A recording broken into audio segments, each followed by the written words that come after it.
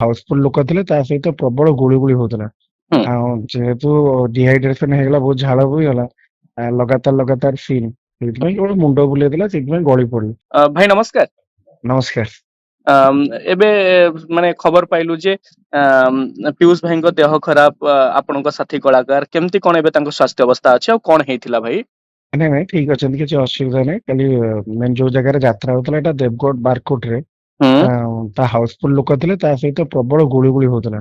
ହୁଁ ଆଉ ଯେହେତୁ ଡିହାଇଡ୍ରେସନ ହେଇଗଲା, ବହୁତ ଝାଳ ବୋହିଗଲା, ଲଗାତାର ସିନ୍, ସେଇଥିପାଇଁ କେବଳ ମୁଣ୍ଡ ବୁଲେଇଥିଲା, ସେଇଥିପାଇଁ ଗଳି ପଡିଲି।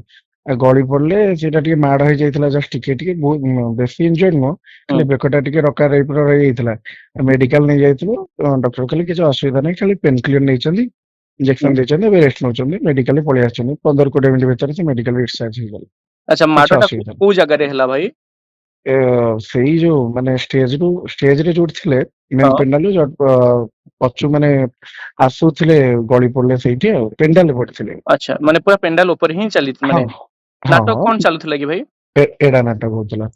ଏଡା ନାଟକରେ ତ ତାଙ୍କର ମାନେ ବ୍ୟାକ୍ ଟୁ ବ୍ୟାକ୍ ବୋଧେ ସିନ୍ ହଁ ଥିବ। ହଁ, ବ୍ୟାକ୍ ଟୁ ବ୍ୟାକ୍ ସିନ୍ ଥିଲା, ସେଇଥିପାଇଁ। ମାନେ କଣ ଖାଇବା ବହୁତ ଗରମ ହଉଥିଲା, ନାଇଁ ଆଚ୍ଛା ଖାଇବା ପିଇବା ଯେମିତି ସବୁଦିନ ଖାଆନ୍ତି ସେମିତି ଖାଇଛନ୍ତି, ସେଥିପାଇଁ ନୁହଁ।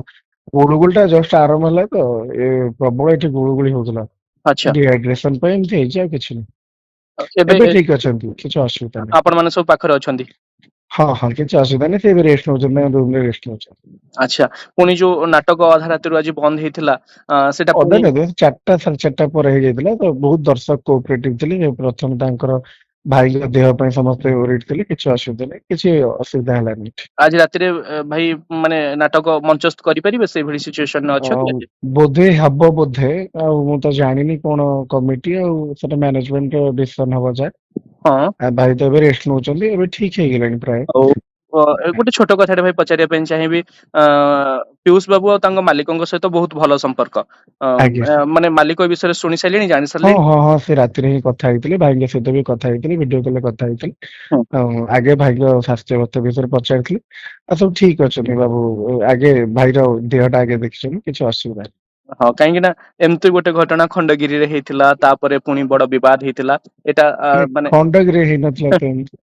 ହଁ, ଠିକ ଅଛି ଭାଇ, ବହୁତ ବହୁତ ଧନ୍ୟବାଦ ଭାଇ। ଏବେ ସୁସ୍ଥ ଆଜ୍ଞା। ଅଛନ୍ତି ତ? ଭଲ ହଁ ହେଇଯିବେ। ହଁ, ବହୁତ ଠିକ ଅଛନ୍ତି, କିଛି ହଉ, ଅସୁବିଧା ରହିଲି ଭାଇ, ନମସ୍କାର ନାହିଁ। ନମସ୍କାର। ଆଜ୍ଞା, ନମସ୍କାର।